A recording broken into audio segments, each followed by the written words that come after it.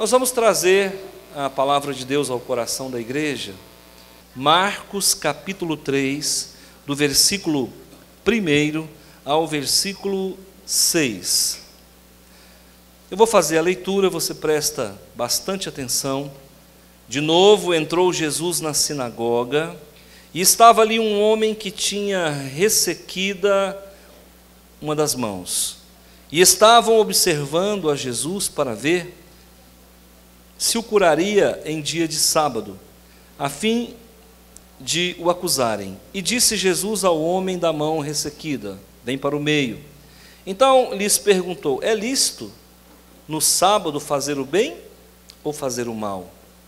Salvar a vida ou tirá-la? Mas eles ficaram em silêncio, olhando-os ao redor, indignado e condoído com a dureza do seu coração. Disse ao homem: estende a mão. Estendeu-a, e a mão lhe foi restaurada. Retirando-se os fariseus, conspiravam logo com os herodianos contra ele, em como lhe tirariam a vida. Queridos, eu quero falar sobre uma nova vida, uma nova história. Eu quero falar sobre páginas viradas. Eu acredito que todo mundo, todo bom batista sabe o que é uma sinagoga. Acredito mesmo que todo bom batista sabe diferenciar um templo de uma sinagoga.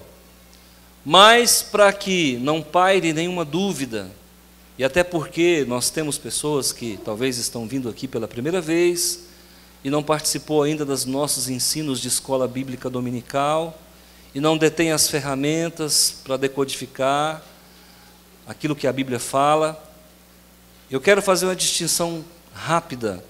Templo de Jerusalém era um que ficava, obviamente, em Jerusalém, e no templo se fazia sacrifícios. Inicialmente foi construído por Salomão, aproximadamente no ano 1000 a.C. Depois ele foi destruído pelos babilônios, foi reconstruído por Neemias. Depois ele foi destruído pelo governo seleucida e foi reconstruído por Herodes o tetrarca, o grande, no primeiro século antes de Cristo. Então ele foi destruído uma vez pelos babilônios, foi reconstruído por Esdras. Depois ele foi destruído pelos sucessores de Alexandre o Grande, no governo seleucida, foi reconstruído por Herodes o Grande, o tetrarca. Depois ele foi destruído por Roma e está até hoje destruído. Quando eu falo de templo, eu estou falando de local de sacrifício dos judeus, dos cordeiros. Pois bem, quando eu falo em sinagoga, eu falo numa casa de oração onde não se sacrificava cordeiros. Então, hoje não existe templo mais, mas existem sinagogas pelo mundo inteiro. Então funciona assim: o judeu tem sinagoga, o muçulmano tem mesquita e o cristão tem igreja. Amém? Entenderam? Então o contexto é sinagoga, mesquita e igreja. Sinagoga, mesquita e igreja. As duas maiores religiões do mundo, que perfazem um total de 4 bilhões de fiéis, entre muçulmanos, católicos e evangélicos. Tem mesquita, sinagoga e igreja. Pois bem, no tempo de Jesus não tinha igreja. A igreja só nasce a partir do momento em que Pedro recebe a chave da igreja. Eu não quero entrar aqui em questões polêmicas, tá? Há uma discussão se realmente Deus entregou a chave na mão de Pedro ou não, se Pedro, verdadeiramente a igreja foi constituída sobre os ombros de Pedro, enfim, eu não quero entrar nesse detalhe. Mas a verdade é que a igreja só foi construída a partir de Jerusalém, a partir da morte e ressurreição do Senhor Jesus. Então, quando Jesus ainda andava pelo mundo, não tinha igreja, mas tinha templo, mas tinha sinagoga. não tinha mesquita, porque as mesquitas só surgiram com Maomé no século 6 depois de Cristo. O islamismo veio surgir 600 anos depois de Jesus. A igreja veio surgir 30 anos depois de Jesus. E as sinagogas continuam existindo até hoje. Amém? Ficou claro? Então, as sinagogas funcionavam impreterivelmente todo sábado. E todo sábado era dia de trocar o texto.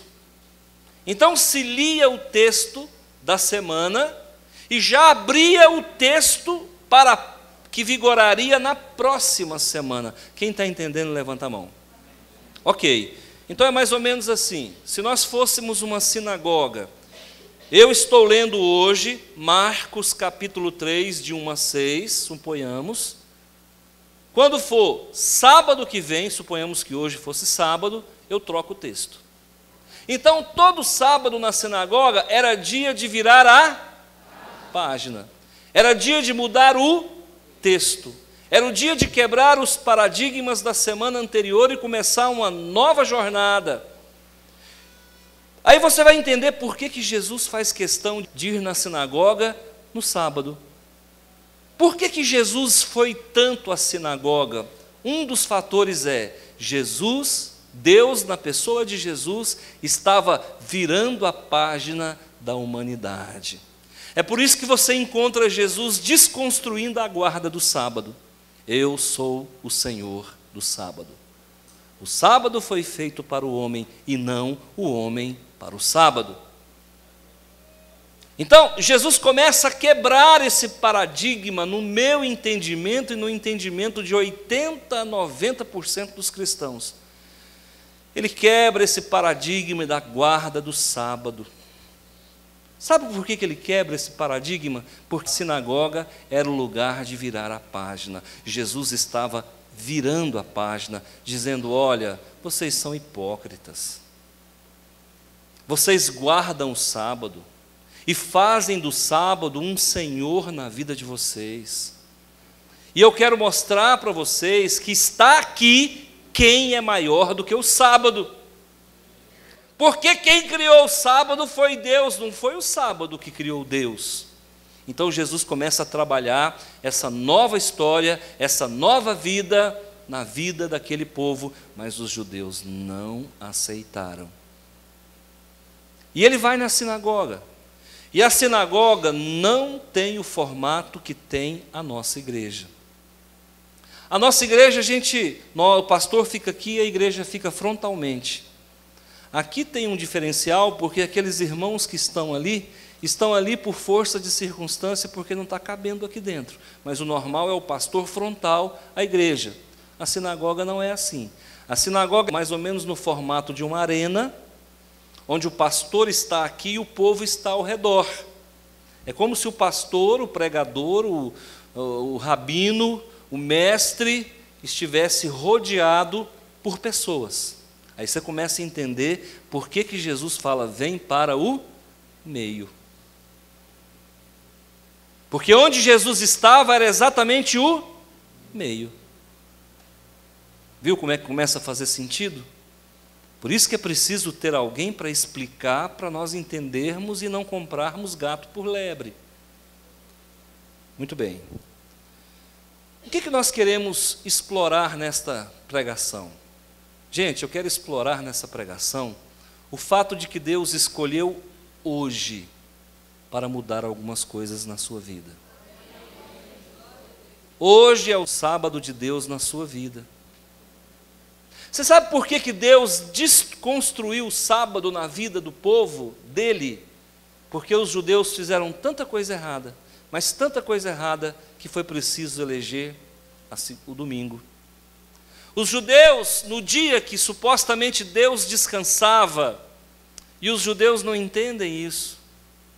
Quando se fala de descanso de Deus no sábado, não é o descanso onde Deus fica estático, parado, inoperante, sem fazer nada.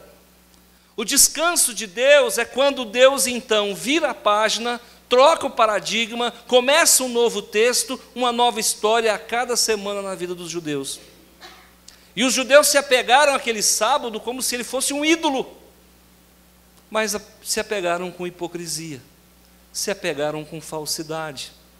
E os judaizantes dos dias de hoje, nós temos judaizantes aí, nós temos igrejas evangélicas no nosso meio que quer ressuscitar a guarda do sábado, e acaba colocando a lei de novo na ponta da agulha. E na verdade, queridos, nem eles mesmos que fazem a defesa do sábado guardam o sábado. Ficou provado, evidenciado que é hipocrisia. E eu vou mostrar isso aqui nas páginas da Bíblia. É por isso que nós guardamos o domingo, porque o domingo é o primeiro dia, e o cristão dá para Deus o primeiro dia da semana. Nós não entregamos para Deus o último dia, nós entregamos para Deus o primeiro dia. Sabe por que nós guardamos o domingo? Porque Jesus ressuscitou no domingo. Tudo começa com a ressurreição do Senhor Jesus. Não existe fé evangélica, não existe fé católica sem a ressurreição do nosso Senhor Jesus. Sabe por que nós guardamos o domingo? Porque o sábado, queridos, é menor do que o Jesus que operou milagres nele. Os apóstolos se reuniam no domingo. E a palavra domingo vem do latim, que significa Domini, que significa Deus, dia do Senhor. Então eu quero começar dizendo para você o seguinte: é tempo de nós reescrevermos a nossa história. Talvez você está vindo de uma outra religião, e religião no Brasil não falta não. O nosso país já abrigou seitas das mais variadas. Quando eu era solteiro, existia uma seita chamada os Borboletas Azuis. Mas tem gente que se lembra, eu sei que tem. Quem lembra? Dessa vez eu estou sozinho. Aê, irmão, eu sempre sou salvo por alguém. Amém, irmão Lúcio, você é um homem ligado. Os Borboletas Azuis disseram que o mundo ia acabar no dia 7 de setembro. Não falaram qual deles, né? Porque tem muito 7 de setembro pela frente ainda. E os Borboletas Azuis elegeram uma moça casta, virgem, dizendo que ela era a reencarnação do Senhor Jesus. Já não bastava o Henrique Cristo, arrumaram uma moça para ser a reencarnação de Jesus. E essa moça, ela se vestiu de Jesus. Ela se vestia com túnicas, talares, com roupa contextualizada com os tempos bíblicos, e falava como Jesus. O repórter ia entrevistá-la, ela dizia: eis que vos digo. Era um Jesus de saia. Acontece que duas coisas deram errado. A mentira tem perna curta. E antes da data prevista para o fim do mundo, a moça, que se autodenominava Jesus, fugiu com o namorado. A seita acabou, mas o mundo continuou. Então o Brasil é um país abençoadíssimo, porque é o único país do mundo que tem um Jesus. Como eu disse, o Henrique Cristo, o inefável. Nesse país que nós vivemos, irmãos, qualquer religião que você inventar, pega. Se você inventar uma seita puleiro dos anjos, você vai encontrar gente que vai fazer parte dessa seita. A fé do povo brasileiro é muito grande, mas nós não podemos exercer uma fé cega, e sim uma fé focada na pessoa de Jesus. É tempo de reescrever a nossa história. Se você está aqui hoje e veio de outra religião, é porque aquela religião não estava funcionando na sua vida. Se você está aqui hoje e veio de outra fé, é porque lá não te convenceu a ponto de te fazer permanecer ali. Eu, desde os 14 anos, eu militei num outro modelo de fé, que apesar de ter me ajudado, supostamente, não resolveu os meus problemas. E eram muitos. Deus mudou a minha história a partir do momento em que eu tive acesso a um homem que pode mudar a nossa vida e escrever o nosso nome no livro da vida, que está na presença do Pai. E a pergunta que eu faço para você é: o que precisa ser restaurado na sua vida? Tem alguma coisa? O que precisa mudar? É muito comum nós vermos irmãs falarem assim: meu marido tinha que estar nesse culto. Essa palavra foi todinha para o meu vizinho. Nossa, mas a minha esposa tinha que estar aqui hoje. A gente normalmente quer mudança para os outros, porque nós avaliamos o defeito do outro. Mas eu te digo, se o seu marido não está aqui, mata no peito que essa palavra é para você. Se tua mulher não está aqui, se o teu vizinho não está aqui, fica tranquilo que é com você que Deus está falando. E eu quero saber o que tem que mudar. Tem alguém pão duro aqui, irmãos? Tem aqui alguém que não abre a mão nem para dar a Deus? Não, aqui não, todo mundo aqui é deliberado. Não tem avarento aqui, amém? Amém. Tem alguém aqui que fala palavrão? Não. Na igreja do vizinho deve ter, aqui não. Tem alguém aqui que conta uma mentirinha para não perder o costume? Tem alguém aqui que não devolve dízimo? Não. Tem alguém aqui que briga com a mulher? Não. Tem alguma mulher que fala muito? Ué, por que vocês estão rindo? Não estou entendendo. Só na igreja da esquina. Olha, deixa eu falar uma coisa para vocês. Às vezes, nós não temos a mão mirrada. Às vezes, nós não temos a mão ressequida, mas nós temos a língua ressequida. Nós temos um coração ressequido. Nós temos os olhos leprosos. Alguns textos dizem que esse homem tinha a mão leprosa, a mão mirrada.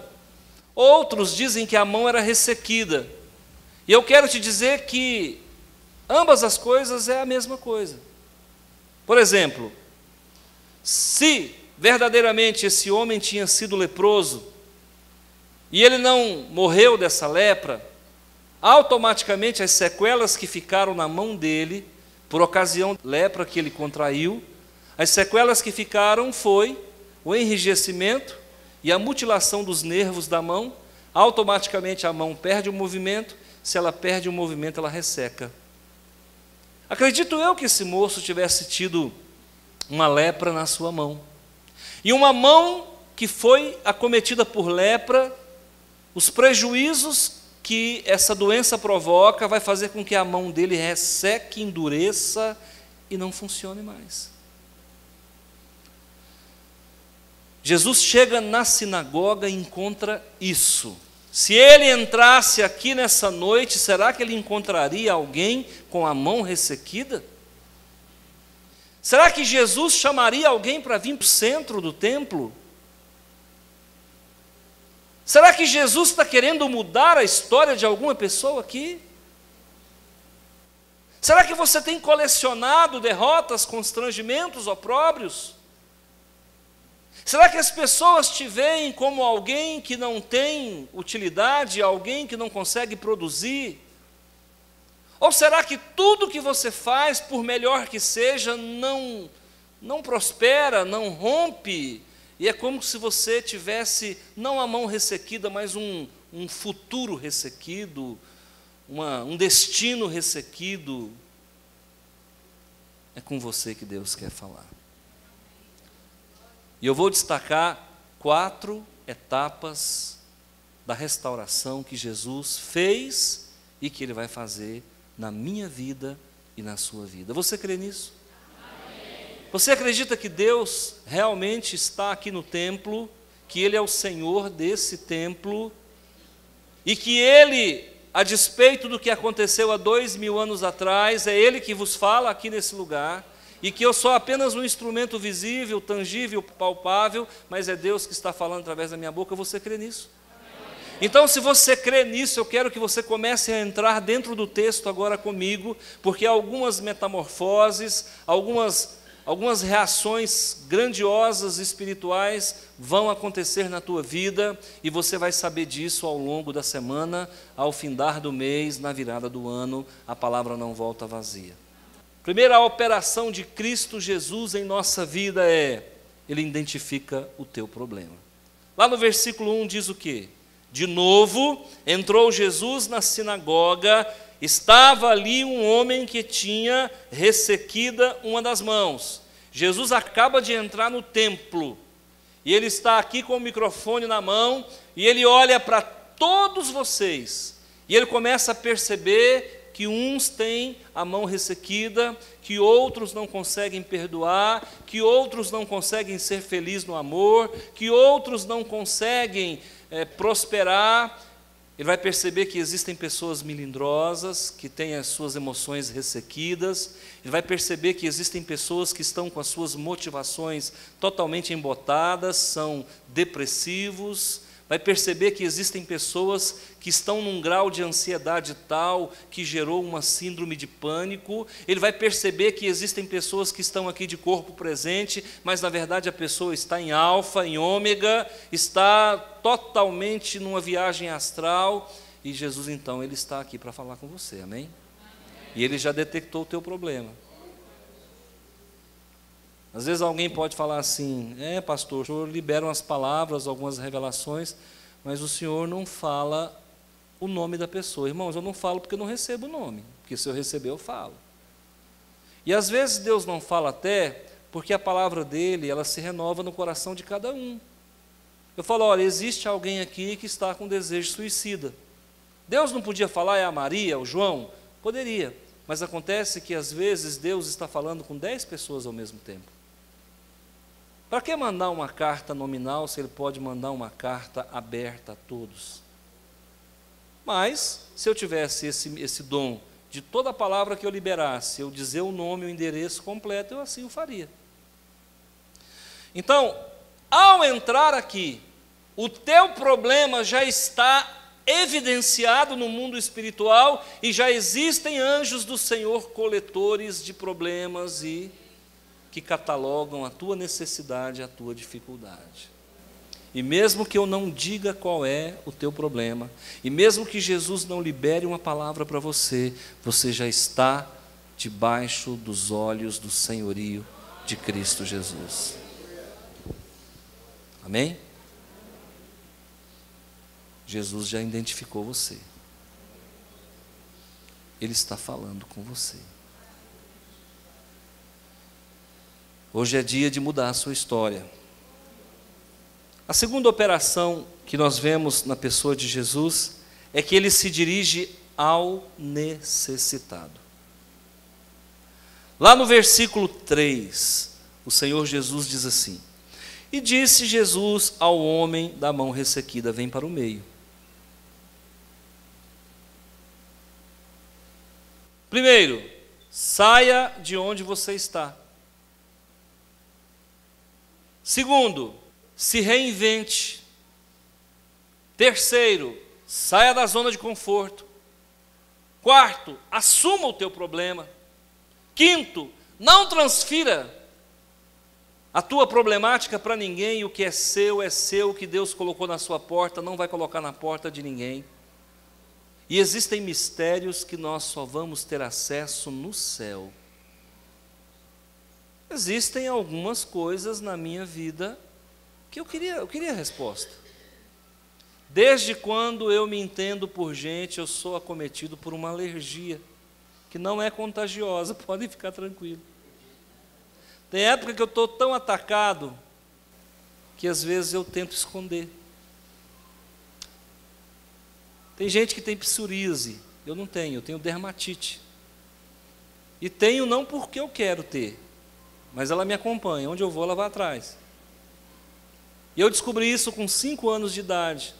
Eu estava voltando da escola, nasceu uma ferida no meu braço aqui. Eu estava voltando da escola para casa e eu cocei Eu me lembro como se fosse hoje, eu morava no Núcleo Bandeirante, em Brasília, estudava a 3 quarteirões, 4 quarteirões da minha casa, voltava com a mochila nas costas, quando eu cocei, que eu olhei, estava sangrando. E eu percebi que aquela alergia, ela muda de lugar. Normalmente ela dá nos membros. Eu já tive tanta vergonha disso, irmãos. Eu usei corticoide a minha vida inteira. E naquele tempo você comprava remédios sem receita. Eu me automedicava. Eu tomava Meticortem a torto e a direito. Chegava na farmácia e eu me automedicava. Porque eu descobri que aquilo eliminava o processo, só que depois voltava. Aí eu tomava de novo, ele voltava. E a vida inteira foi assim. Por que, irmãos? Por que essa mão ressequida na minha vida? E até hoje não fui liberto.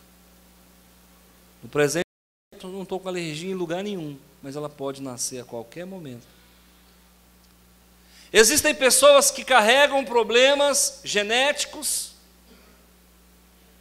Existem pessoas que carregam heranças desagradáveis, físicas e, pasmem, emocionais e espirituais.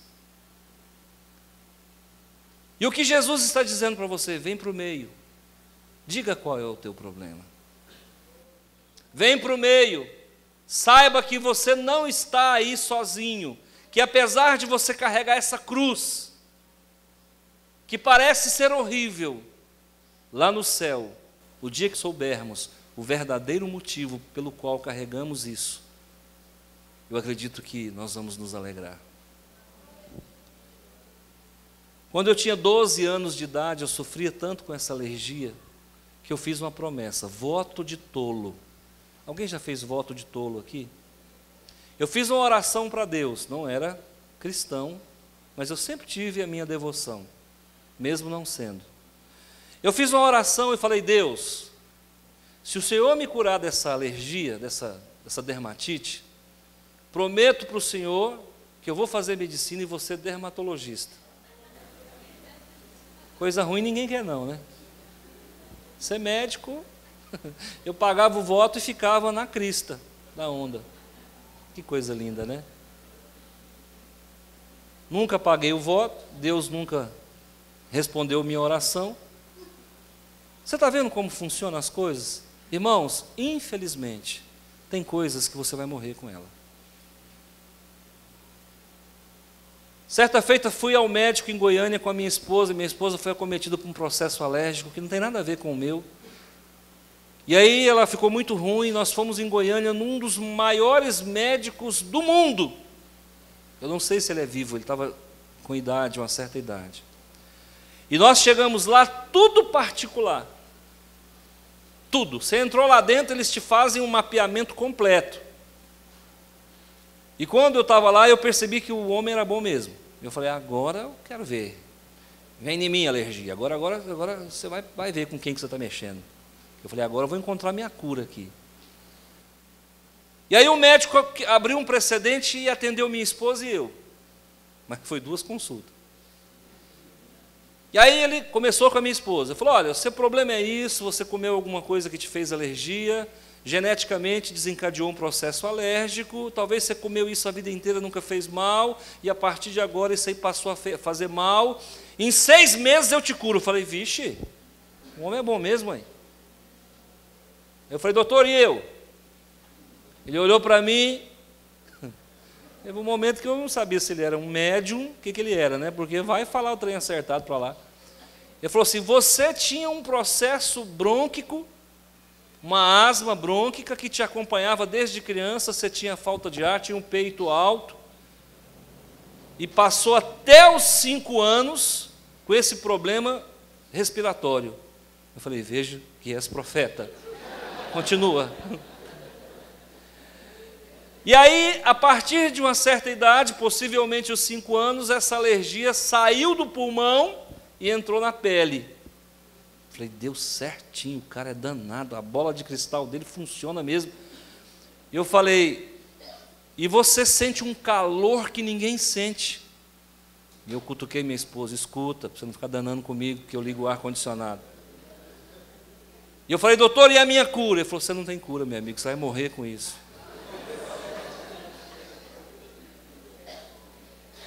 Vem para o meio, eu estou te chamando para o meio. Toma consciência. Existem coisas que não serão resolvidas nesta vida, infelizmente. Mas existem coisas que serão hoje resolvidas na tua vida. E não sou eu que vou definir o que você vai receber ou não, mas Ele. Muitas pessoas são curadas aqui, eu nem fico sabendo. Quando eu fico sabendo, a pessoa já está em outra igreja.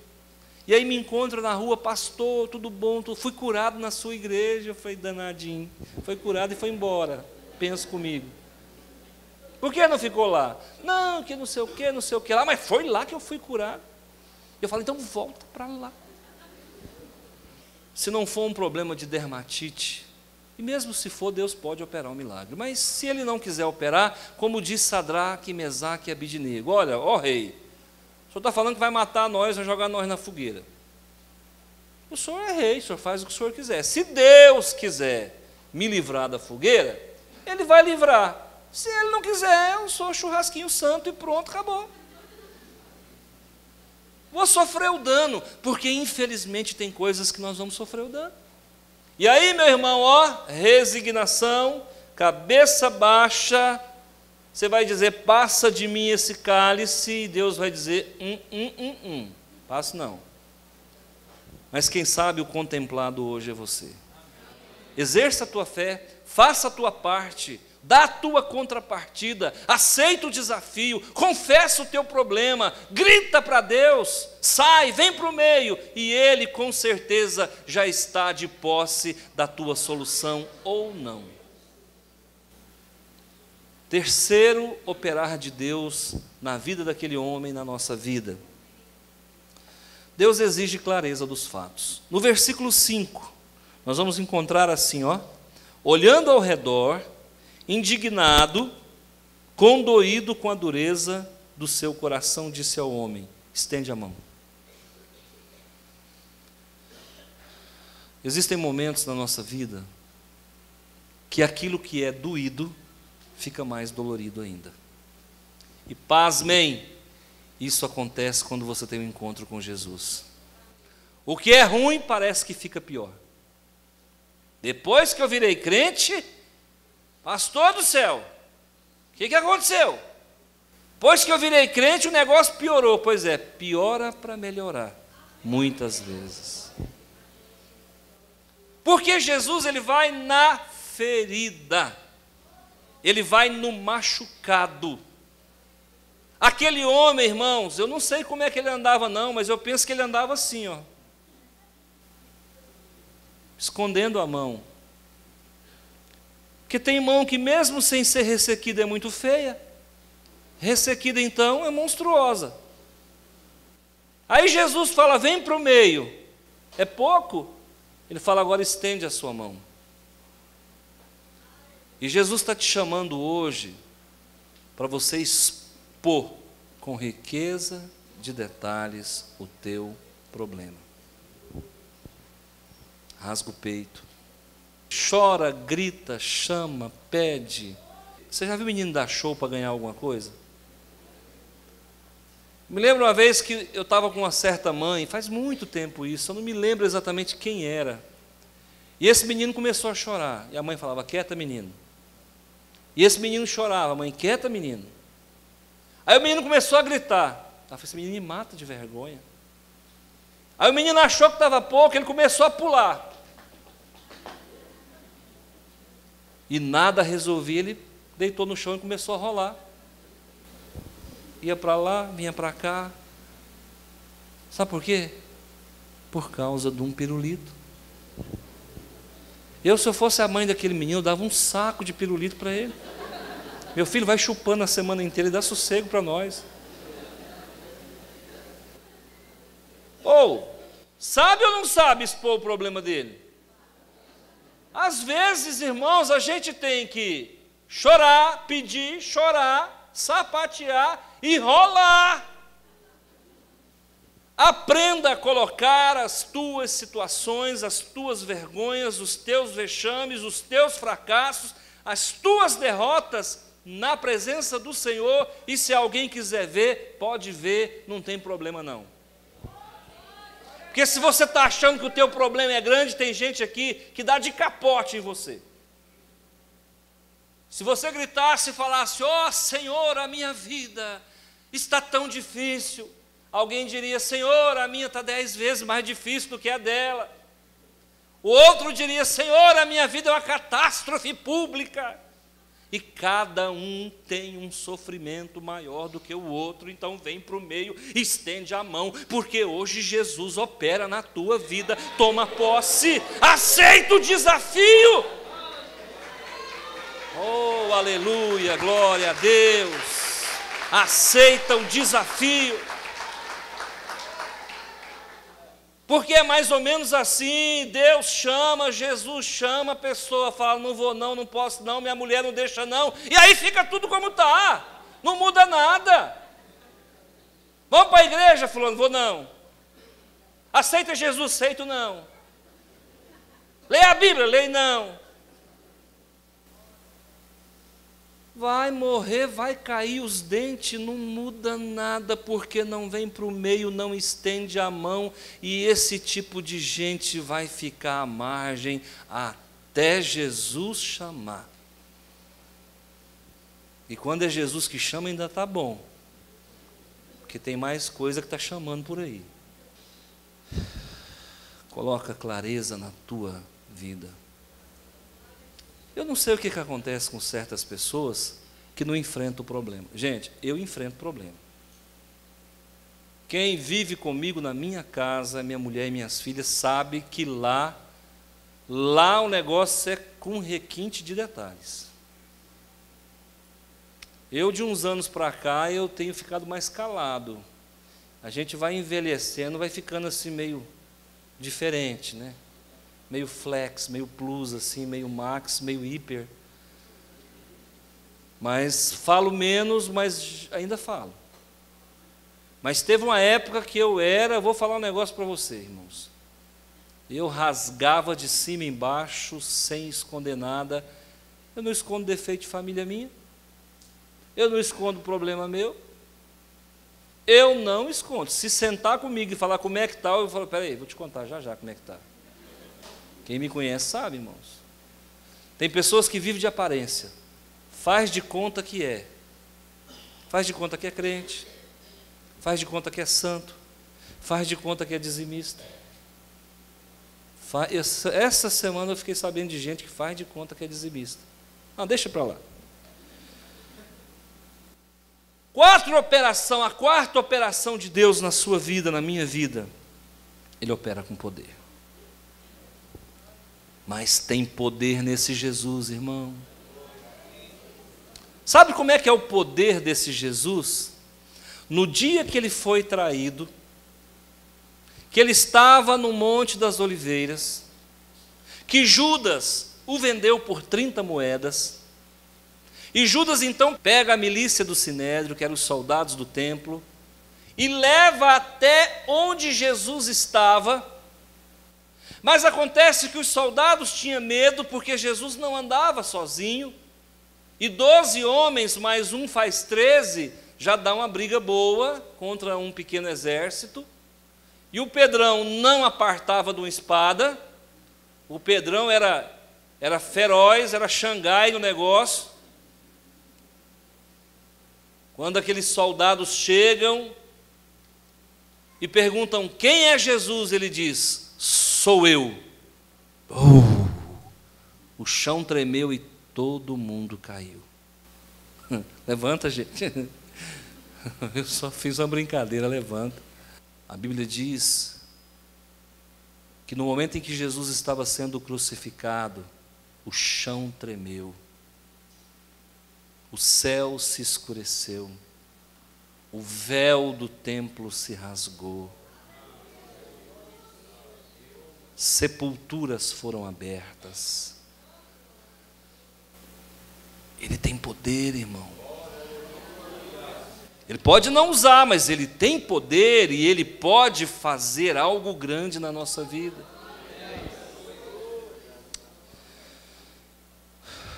Eu vou falar uma coisa para vocês, irmãos. Doença crônica não é fácil, não.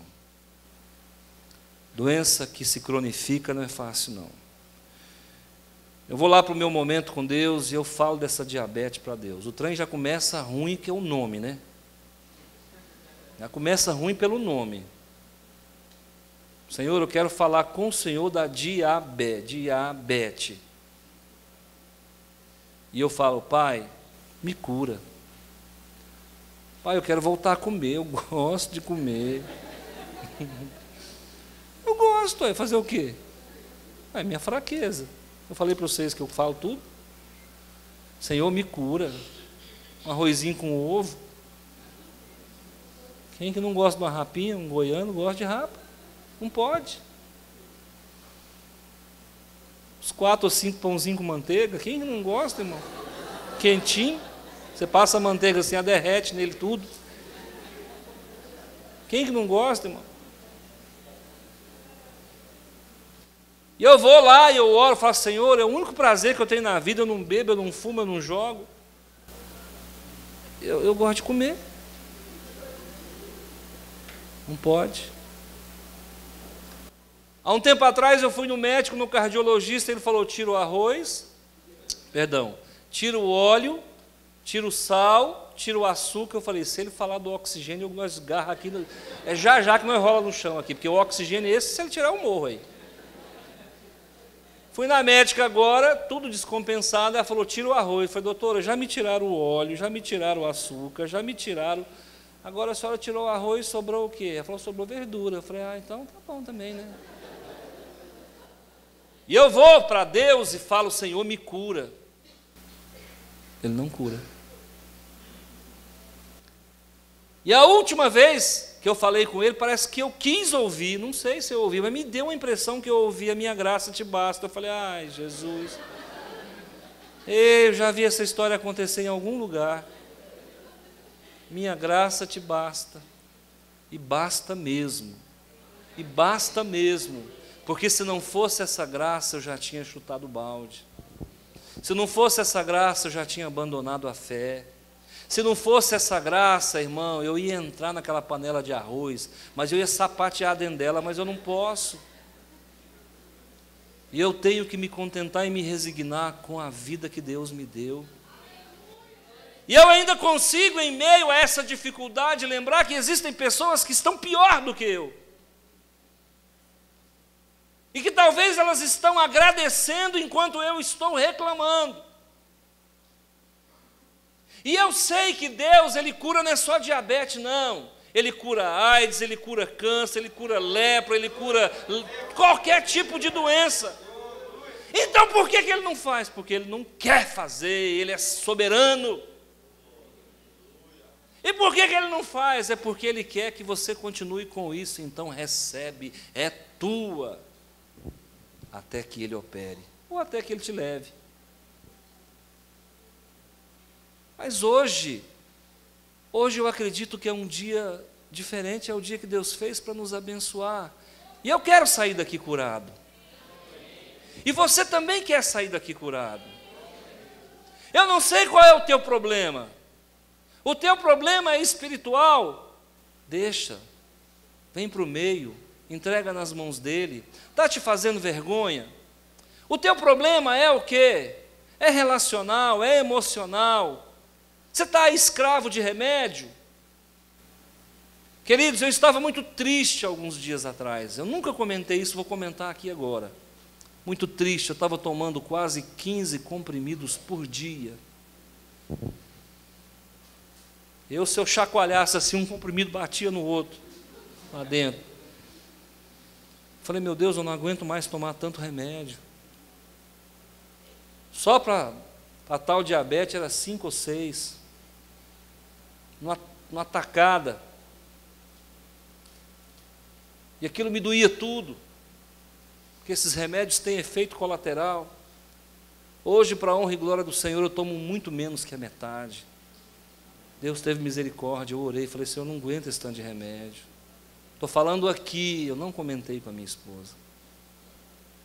Ele ouviu. Então, um Deus que ouve um pouquinho, Ele ouve tudo. E um Deus que faz um pouquinho, quer fazer a obra completa na tua vida. E eu creio, posso até não receber a cura, mas vou morrer crendo nesse Deus que pode todas as coisas. Agora, se Ele quiser operar na tua vida, Ele opera agora, hoje, nesse momento. E você já sai daqui com a tua mão restaurada, bonitona, pronto para meter um anel, um relógio novo. Porque o nosso Deus, irmãos, Ele olha coração. E se Ele puder deliberar uma cura para você, é hoje que Ele vai fazer. Vamos virar a página? Você crê que é possível? Quer deixar para trás tudo que ficou? Eu quero. Escuta, você tem vindo nessa sinagoga há quanto tempo? E você nunca foi olhado. E ninguém nunca chamou pelo seu nome. E ninguém nunca te mandou ir para o centro, então hoje o Senhor te manda. Vem para o centro. Fica de pé.